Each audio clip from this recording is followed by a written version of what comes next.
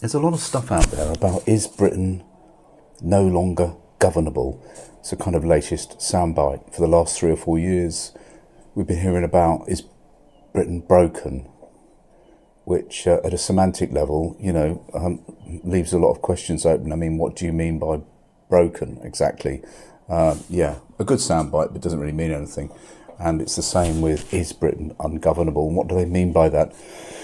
Well, I suppose you could bring that down to, two key areas. One, it's the idea that it doesn't really matter who's in charge. Nobody can kind of control the policy direction. Nobody can kind of get a grip on the really big issues, and the people will never be satisfied. And this is why they chuck out leaders one after the other, and it doesn't really matter who's there. And that's what I said in a previous video about all this fuss and psychodrama about who's going to be the next leader of the Prime Minister.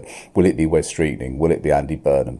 And the fact is, of course, it won't give a damn, won't make any difference. And actually, Tony Blair, I'll talk about tomorrow, he was in the news a lot today, wasn't he, doing the rounds, because he's written this long 6,000 word essay about, well, in effect, why Britain is broken and ungovernable.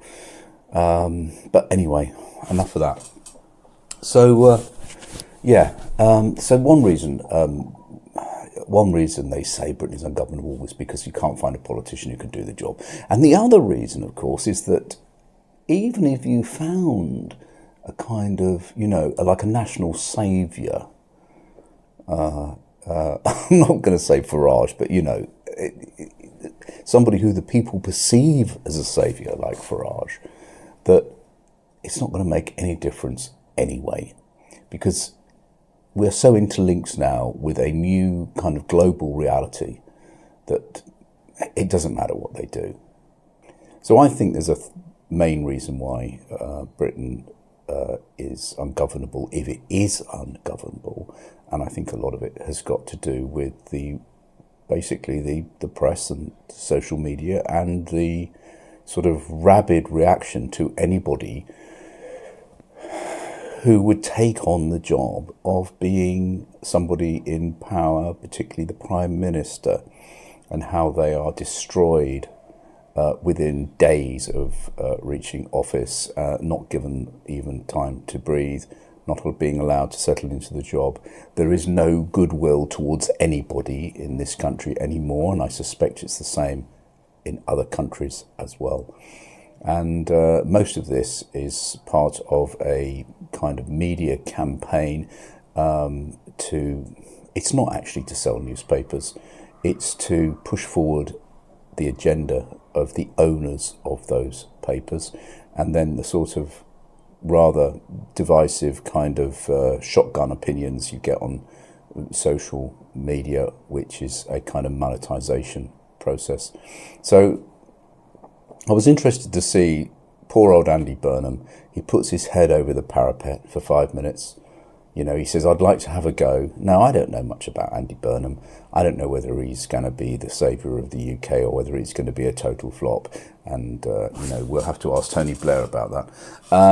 But nevertheless, should we at least listen to what these people have to say in terms of the direction they'd like to take us? No, of course, we haven't got time for that.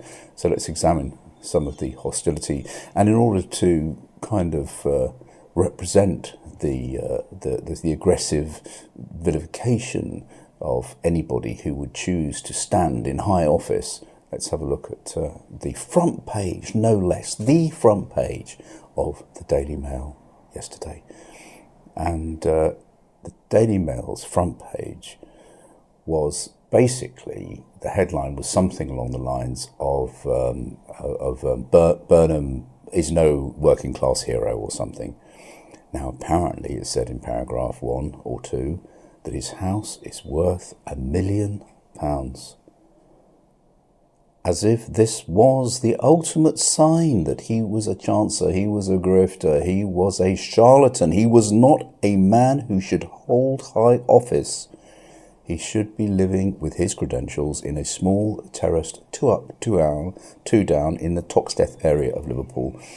with a value capped at 55,000. Certainly not in a £1 million home. Of course, it doesn't matter that Farage, a £1 million home, he's probably got 30 or 40 £1 million homes. That doesn't matter. We're talking about Burnham. We have to destroy Burnham. He's put his head above the parapet and it's time to kill him. Okay, so I'm going to just check the camera's working. So this front page headline and article, the main headline, it was based on somebody called Enid, an 80-year-old woman who comes from is it the Makerfield district where he is standing in the by-election. And the article, long article, comprises of small quotes by Enid, which are then sort of strung out by some Daily Mail journalist who has been asked to write a hit piece for £600. So, what does Enid say about Andy Burnham that would justify front page? Well, first she says, he swaggers around. Now, I don't know whether that's a negative term or not, to swagger around. I guess if you swagger, it's kind of a slightly arrogant kind of posture, isn't it? Now, when I think of swaggering around, I tend to think of someone like Liam Gallagher, not Andy Burnham, but nevertheless, that's what it opened with. He swaggers around, says Enid, the 80-year-old who is being interviewed by the Daily Mail on the streets of wherever the by-election is taking place. What else does she say? He thinks we're idiots. Does he? What do you think? Do you think he thinks that we are idiots? Do you think that he chuckles in his bed at night, sort of like a sort of Batman villain, thinking they're all bloody idiots out there? I don't know. Maybe he does. What else does Enid say? She says in paragraph 3, well, I'm not stupid. He's posh. Okay, so this is kind of trying to undermine his working class credentials. Now, I didn't realise that you had to be working class in order to become Prime Minister, but apparently you do, according to the Daily Mail. Or if you show any signs that you may have a socialist bone in your body, you must make sure that you are poor as dirt. She goes on, he comes from the posh bit. I guess this is the idea that Burnham has been saying, that he's got kind of working class roots and he comes from, a poor northern town. He was born there, and they've discovered, or Enid rather has discovered, that actually he comes from the right side of the tracks. The old dirt poor of us live on this side of the tracks, but Burnham, he's well known from coming over there where the posh houses are, Acacia Avenue, a tree lined with beautiful maples, clean streets. There's no actual news yet, but maybe Enid will get to the nub of it all. They also mention that while they're doing the interview, there are farmers waving signs around saying, don't vote Burnham. Well, good for the farmers. I mean, I know they're busy, and if they can afford the time to walk up and down the high street while the Daily Mail are there, holding signs in their thousands saying, don't vote Burnham, good for them. Nothing wrong with free protest, as long as it doesn't turn violent, Now, apparently, the Daily Mail, having got the tip-off from Enid that Burnham lives in this very posh house on the right side of the tracks, and that he is no working-class hero, according to the Daily Mail, they go and visit his childhood home. And you're not going to believe this, it's got electronic gates. I mean, that says it all. No man can stand for the highest office in our land if they have, in their childhood home 60 years ago, 50 years ago, whatever it was, electronic gates. And even the Daily Mail has to put something in brackets after that.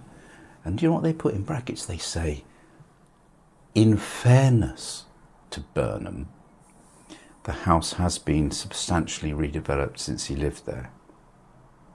In other words, in effect, it's not the same house anymore. It's been, like everywhere in the UK, as money has flooded in since the 70s and 80s and 90s, the boom time, people have had extensions, people have gentrified their areas. Okay, all right.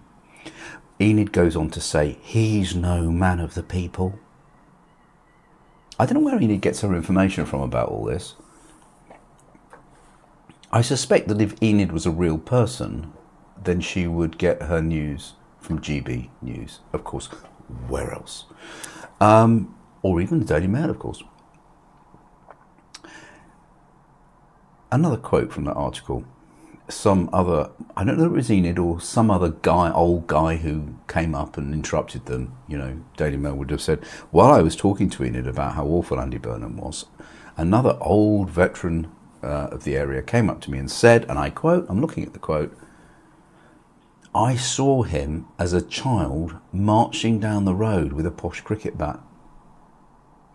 No child that owns a cricket bat, posh or otherwise, should be permitted in this glorious country to stand for high office. I mean, that goes without saying, doesn't it? He then goes on to say, he's the Cheshire Glitterati. Now, by this time, of course, it must be fairly obvious to anybody who's got an ounce of sense that this is what they call a hit piece. And it's one of hundreds and hundreds that are being played out across the media about Andy Burnham in this case, but it could be about anybody who the proprietors or the people in control of that media don't like. And they don't like anybody who will prevent them making money. I'm sorry, it's so simple as that. He's a champagne socialist. Not my words, words of Enid. He's had a first-class education. Another terrible black star for Burnham. And finally, apparently, he drank a yard of ale once, only wrapped in a towel when he was young as part of his initiation into a local school. Crime of the century. Actually, the article finishes with a quote from Enid saying that she is fed up with Labour lies. Okay, now whether Enid exists or not, we don't know. Who knows? She's got a lot to say, Enid, hasn't she? Yeah, and she's got a lot of insider information about Burnham, and he sounds like a bloody toff to me, an Eton boy. You know, he makes Boris Johnson look like Danny Dyer. Having a little scout around at the headlines on Burnham on the same day, quote you from many other sources, people like the Telegraph and what have you. Here are the headlines: Slippery Burnham. Burnham's plans won't survive contact with reality. Crash and Burnham. There's a good headline. No vision, only vacuum. Burnham will betray Brexit. Teen Scally. So he was a sort of teen scally, like a sort of teen, sort of minor criminal, thug, I don't know. Here's one. Burnham makes Starmer look good. And a Telegraph opinion piece, charlatan and unimpressive. Okay, so, you know, we're just talking about a hit piece and just spread across. So anybody who actually, you know, wants to have a go and, you know, become a public servant and, you know, try and reach high office is going to face this kind of antipathy. Most of it, of course, completely invented. So this is not a news story. This is just a piece of, you know, anti-Burnham rhetoric. Okay, so why? Who's doing that? Well, I can tell you. It's people like Jonathan Harmsworth, who is the 4th Viscount Rothermere, who is the main shareholder, in the Daily Mail. Now, Jonathan Harmsworth, 4th Viscount of Rothermere, you know, he sounds like quite a posh guy himself. I'll bet you anything that Mr. Harmsworth has electronic gates. So Enid would not like him. The Telegraph is largely controlled by a guy called Matthias Dopfner, who is a sort of liberal Democrat with strong views on on Israel and free market and, those kind of things. And he owns a number of, or he's involved in a number of outlets, apart as well as the Telegraph. And obviously there are certain principles that his media outlets kind of must follow. That goes without saying. Of course, we've got GB News, which is Paul Marshall. He's a hedge fund billionaire, media investor. Come on, we know why he's in the game. He's not doing it for fun, is he? And then across in the state, and there's many others, and across in the States, the Washington Post has been taken over by Bezos. We know where his principles lie, and we've got Murdoch, Fox News, and New York Post. So in other words, if Britain is ungovernable, maybe it's because anybody who kind of sets themselves up as a possible governor, even if it is the will of the people, is going to face rooftop machine gunning by about 6 extremely wealthy media owners. And they will be shot down. So what's my point? My point is that it's difficult to govern the UK. Much of the old ways of doing things no longer work. These old kind of legacy parties, the Tories and the Labour Party, are slightly kind of stuck in the past. Nothing wrong with being stuck in the past, but if the world has completely changed, then it's not going to be particularly effective. And unfortunately, things that are also stuck in the past are values. Values like honesty, integrity, principle. Those are things of the past. And many of our modern politicians, the Starmers and the Burnhams of this world, don't realise that they have to lie and they have to manipulate in order to, and they have to play a game with the media, and they have to get cruel and tough in order to make some sort of impact. And they're reluctant to do it, and you can understand why. But anybody who tries to govern Britain is going to find it tough, because Britain is intrinsically linked with the global network, the global system, and therefore you pull the lever of power and not much is going to change. But ultimately, whilst we live in a place which is so